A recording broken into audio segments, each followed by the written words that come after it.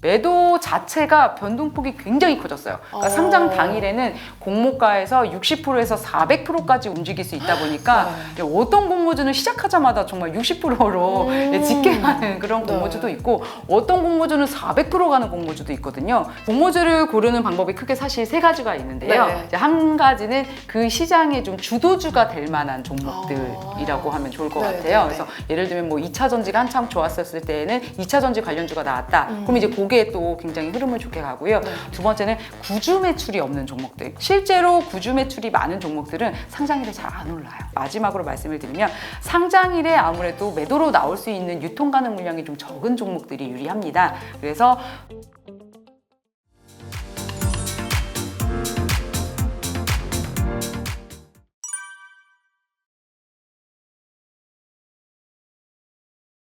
네, 그리고 이제 아까 공모주 얘기가 잠깐 우리 나왔었잖아요. 네네네네. 공모주 투자, 이거 정말로 돈이 된다라고 생각을 하시나요? 어떤가요? 사실 공모주라는 좀 개념부터 우리가 좀 알고 가면은요. 어떤 기업이 이제 주시장에 처음 상장했을 때 주주를 공개적으로 모집을 하는 거를 우리는 얘기를 하는데요. 그러다 보니까 이제 시장에 처음 나올 때는 원래 자기 가치로 나오는 게 아니고요. 동종 업종을 비교를 해서 조금 할인을 해서 이제 나오다 보니까 사실은 예전에는 조금 저렴하게 공모가가 나왔다 싶은 공모주들도 많은데 요즘은 사실 좀 그렇지가 않습니다. 오히려 이 공모가가 맞나? 이런 공모주들도 굉장히 많아서 좀 과대평가된 네, 부분이나요? 맞습니다. 네, 그래서 공모주로 막 100% 돈을 벌 수 있다? 이런 개념은 이제는 좀 통하지는 않는 것 같아요. 그래서 100% 돈이 된다 이런 개념보다는 이제는 조금 수익을 예전보다는 좀 낮추더라도 그래도 용돈벌이 정도 할 수 있다. 이 정도 개념으로 또 가야 될 것 같아요.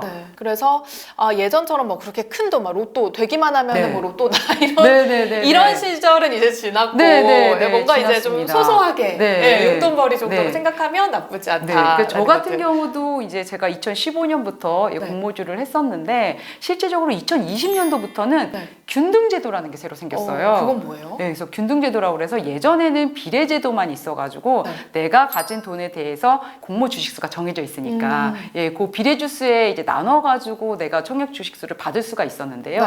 이제는 그렇지가 않아요. 이제는 공모 주식수에 대해서 균등 배정도 있고 비례 배정도 있어가지고요. 둘 다 충족되는 거예요? 근데 균등 배정 같은 경우에는 이제 모두 다 받을 수가 있는데 지금은 너무 공모주가 이제 대중화되어 있다 보니까 한 주를 못 받는 경우도 굉장히 많아요. 맞아요. 그러다 보니까 그럼 나는 비례 배정으로 받아야지라고 하면은요. 비례 배정이 한 주 받는데 보통 한 3천만 원 이상이 드는 경우가 많거든요. 그러다 보니까 한 주 받아서 3천만 원 이게 사실 굉장히 목돈이잖아요. 그러다 보니까 예전보다는 좀 돈이 되기가 좀 어렵다라는 게 여기 배정받기 자체가 어려우니까요.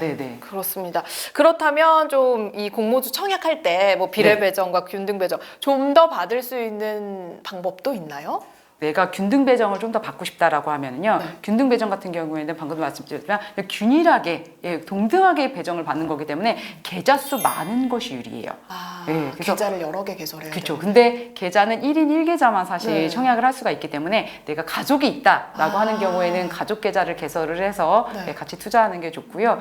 비례 배정 같은 경우에는 단어 그대로 이제 내가 넣은 증거금에 대해서 비례해서 배정을 받기 때문에 돈이 많아야 됩니다. 역시 목돈이 필요하네요. 그렇죠.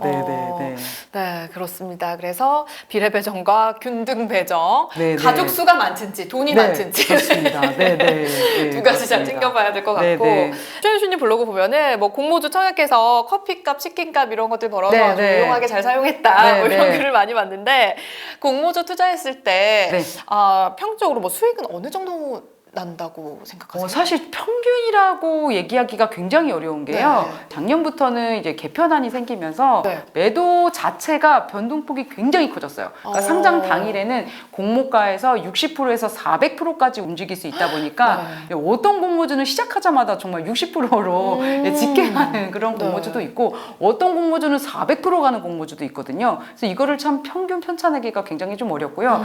사실은 오늘 같은 경우도 저는 공모주를 매도를 하고 왔거든요. 오늘 5월 20일인데요. 오늘 기준으로 해가지고 주간사 대신증권에서 있었던 바이오비주라는 공모주가 상장을 했는데요. 공모가가 9,000원이었어요. 그리고 저 같은 경우에는 이제 한 26,000원 정도에 매도를 했는데 이런 경우에는 주당 한 17,000원 정도 수익이 네, 난 네. 거잖아요.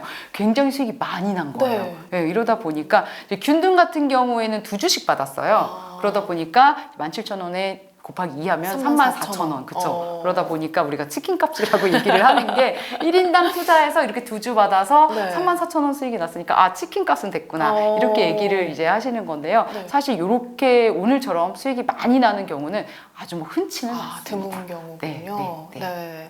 그렇게 해도 사실 그 정도라도 벌 수 있다면 뭐 따로 이제 집에서 내가 조금만 부지런하게 움직이면 되는 거잖아요. 맞습니다. 네, 이런 것들도 우리가 꼭 기억을 해놓으면 좋을 것 같고 그 매도를 이제 오늘 하고 오셨다라고 말씀을 하셨는데 이 매도 타이밍을 잡는 것도 좀 중요할 것 같아요. 공모주의 가장 좋은 매도 타이밍, 뭐 공모주 받고 나서 뭐 몇 개월 뒤, 몇 년 뒤 뭐 이런 거 있을까요 혹시? 우리가 공모주 투자라는 거는요. 사실 내가 청약한 종목을 정하고 그다음에 청약을 하고 환불 받고 그다음에 상장일에 시초가에 매도하는 것까지를 우리는 공모주라고 얘기를 합니다. 그리고 시초가 이후에 매매하는 거는 우리는 보통 주식 투자라고 얘기를 많이 해요. 근데 저는 늘 좀 말씀을 드리고 싶은 게 그냥 시초가 언저리에서 바로 매도를 하고 또 우리가 할 일이 많잖아요. 본업이 있으니까 빨리 9시 고 언저리에 매도를 하고 빨리 내 생업으로 빨리 돌아가라. 그게 가장 베스트다라고 말씀을 드리는데 이거 뭐 조금 내가 고점에 매도 못했다고 굉장히 속상해 하시는 분들이 많아요. 근데 사실은요, 이게 통계를 보더라도요, 시초가가 고점인 경우가 굉장히 많습니다. 그래서 그냥 공모주를 저는 욕심 부리지 말고 시초가 언저리에서 빨리 매도를 하고 방금 말씀드린 대로 원래의 내 본업으로 빨리 돌아가시는 거를 항상 추천을 드리고 강조합니다. 아, 그러면 혹시 이제 뭐 수익률로 따지면 몇 퍼센트 정도라고 보시나요? 방금 말씀드린 대로 이게 수익률이라고 해서 뭐 평균이라는 게 없어요. 그러니까 저 올해 같은 경우에도 이제 웬만한 종목들은 다 청약을 하고 이제 매도를 했는데 100% 이상 사실 수익 난 종목들이 그렇게 많지는 않습니다. 근데 공모주라는 게요, 굉장히 분위기를 많이 타요. 그래서 앞에서 종목이 굉장히 좀 수익이 많이 났었다. 그리고 앞 종목이 이제 그 시간이 지나면 지날수록 상장일에 주가 흐름이 굉장히 좀 우상향했다라고 하면 이후에 상장하는 종목들도 상장일의 분위기가 좋을 가능성이 굉장히 높습니다. 그래서 굉장히 분위기를 타는 그런 재테크 중에 하나다라고 또 말씀을 드릴 수가 있을 것 같아요. 좀 더 이제 나무를 보기보다는 숲을 보는 마음으로 좀 크게 보면서 결정을 해야 될 것 같다. 그런데 제가 말씀드리고 싶은 게 어차피 받아봤자 한두 주거든요. 아니면 못 받거나 그렇기 때문에 너무 큰 수익 이런 거는 기대하지 마시고 그냥 빨리 매도하고 소소하게 매도하고 오늘 그냥 점심값 됐다 또는 오늘 커피값 정도는 됐다라고 하고 빨리 매도하는 게 저는 가장 괜찮다고 얘기를 듣다 보니까 아까 전에 그 치킨값 34,000원을 굉장히 횡재한 거 아닌가 생각이 드는데 굉장히 많은 공모주 중에서 그러면 나에게 좀 치킨 한 마리 안겨줄 만한 그런 좋은 공모주 고르는 뭐 팁이 있으신가요? 공모주를 고르는 방법이 크게 사실 세 가지가 있는데요. 이제 한 가지는 그 시장에 좀 주도주가 될 만한 종목들이라고 하면 좋을 것 같아요. 그래서 예를 들면 뭐 2차 전지가 한참 좋았었을 때에는 2차 전지 관련주가 나왔다. 그럼 이제 그게 또 굉장히 흐름을 좋게 가고요. 뭐 로봇주, 작년에 또 로봇주 굉장히 좋았고요. 올해도 상반기에 로봇주가 굉장히 좀 좋았거든요. 올 초에. 이제 그런 경우에는 로봇주 관련주들이 나왔다. 그럼 이제 그런 종목들 청약하시면 좀 괜찮은 수익을 얻을 수가 있고요. 그다음에 이제 두 번째는 구주 매출이 없는 종목들. 그러니까 구주 매출이라고 하는 거는 기존에 있었던 대주주의 물량이거든요. 그 물량을 그냥 공모주로 해가지고 매도하는 경우에는 그 물량이 그냥 회사로 들어가는 게 아니라 정말 그 구주 매출 대상자에게 들어가요. 그래서 이런 경우 조금 피하셔야 되고요. 실제로 구주 매출이 많은 종목들은 상장일에 잘 안 올라요. 그래서 그런 것들도 있고 그다음에 이제 마지막으로 말씀을 드리면 상장일에 아무래도 매도로 나올 수 있는 유통 가능 물량이 좀 적은 종목들이 유리합니다. 그래서 보통 요즘은 300억 내외로 좀 많이 보거든요. 그래서 300억 내외 정도 된다라고 하면 유통 물량이 많지 않으니까요. 그런 종목들 위주로 청약하시면 될 것 같습니다. 네, 그래서 청약 당시 시장의 그 분위기를 주도하는 그런 뭐랄까요 테마라든지 이런 것들 보시고 그다음에 구주 매출이 없는 종목으로 확인하시고 그다음에 상장일의 유통 가능 물량이 300억 이하인 걸로 300억 언저리인 걸로 보시면 그나마 좀 좋은 공모주를 우리가 골라볼 수 있다라는 말씀까지 해주셨고요. 그렇다면 이 공모주 투자 시 주의할 점 좀 얘기해 주시면 좋을 것 같아요. 공모주 투자할 때 주의할 점이 생각보다 좀 많은데요. 이제 첫 번째는 뭐냐면 뭐냐면 공모주 투자해가지고 난 정말 목돈을 벌겠다. 네. 요거는 좀 어렵다라는 거 다시 한번 말씀을 드리고요. 네. 제가 지금도 기억이 나는 게 사실 얼마 전에 달바글로벌이라고 해서 굉장히 유명한 화장품 회사가 네. 청약을 했었는데 한 주 받는데 7천만 원이 넘게 들었어요. 비례를 받는데 균등 같은 경우에도 한 주 받을 확률이 40%. 네. 이러다 보니까 사실 못 받은 분들이 더 많거든요. 그렇기 때문에 내가 공모주 투자를 해가지고 정말 대박을 내야지 이런 거는 좀 어렵다라는 거 네. 말씀을 드리고 그다음에 두 번째는 제가 아까 상장일에 웬만하면 시초가 언저리에 매도를 했으면 좋겠다라고 네. 말씀을 드렸는데 반대로 매수하시는 분들이 아, 있어요. 네. 대박을 또 노리고 네. 예, 매수하시는 분들이 있는데 그건 좀 피했으면 좋겠다라는 말씀을 드리고요. 그 다음에 세 번째 같은 경우에는 공모주도 주식이하고 똑같아요. 주식이잖아요, 사실. 네, 그렇기 네. 때문에 모든 공모주가 다 수익이 난다라는 공식은 생각 버리셔야 됩니다. 손실이 날 수도 있기 때문에 네. 그것도 내가 어느 정도 손실 났다라고 생각했을 때는 빨리 손절하는 게 더 필요해요. 예, 어떤 종목 같은 경우에는 정말 상장 일부터 마이너스인데 그 이후로도 계속 빠져가지고 예, 공모가에 정말 10분의 1인 종목도 생각보다 굉장히 많기 때문에요. 예, 적절한 타이밍에 정말 손절하는 것도 네. 예, 굉장히 좀 필요하고요. 그 다음에 그 공모주 중에서 환매 청구권이 있는 공모주들이 있어요. 네. 예, 그런 공모주 같은 경우에는 이제 그 주관사에서 공모가의 90%로 되사주는 예, 그런 제도거든요. 그런 경우에는 내가 청약한 계좌에서 다른 계좌로 이체를 하게 되면 그 권리가 소멸이 돼요.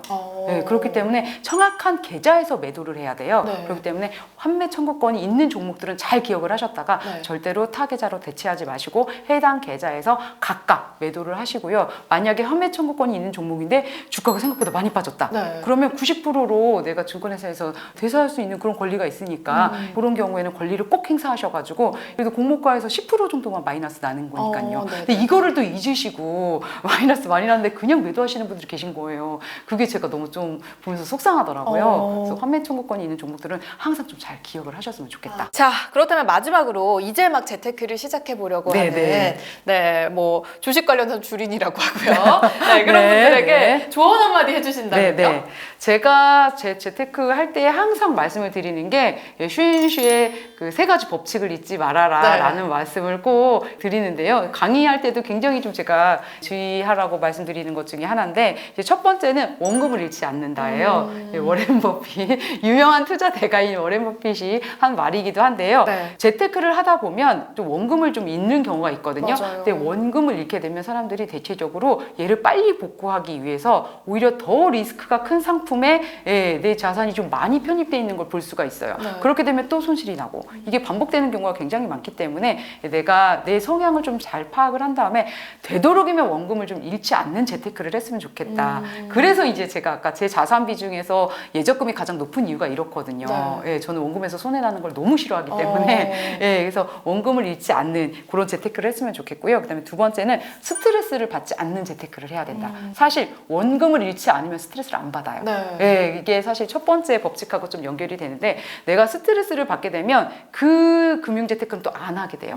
결국 내가 원금에서 손실 난 거에 대해서는 다시는 이 금융재테크는 안 하고 싶다라는 마음이 들기 때문에 그래서 원금을 지켜야 되거든요. 그래서 스트레스를 받지 않는 그런 재테크를 하려면 원금을 지키는 재테크를 해야 되고요. 네. 마지막으로 저는 이게 가장 중요하다고 생각합니다. 내가 모르는 금융상품은 제발 투자하지 않았으면 좋겠어요. 네. 그러니까 내가 잘 모른다 그러면 공부를 이제 네. 하시고 투자를 해야 되는데 남이 이걸로 수익이 많이 났다라고 하면 너무 따라하시는 경향들이 많아가지고 그렇게 되면 내가 잘 몰라서 투자를 하다 보니까 이게 네. 남 탓이 되는 거예요. 그 사람이 투자한 탓, 네. 이 사람을 따라서 한 탓 이렇게 돼서 결국에는 또 이 투자 금융재테크에 있어가지고 그런 부분들이 나중에는 금융재테크 하는데 굉장히 좀 어려운 네. 투자가 되기 때문에요. 내가 모르는 투자는 제발 안 했으면 좋겠다. 그래서 저한테 많이 하시는 말씀 중에서 저도 모든 재테크를 다 하지는 않거든요. 제가 모르는 거는 저도 투자하지를 않아요. 예, 그래서 모르는 금융재테크는 제발 투자하지 않았으면 좋겠다. 이거를 정말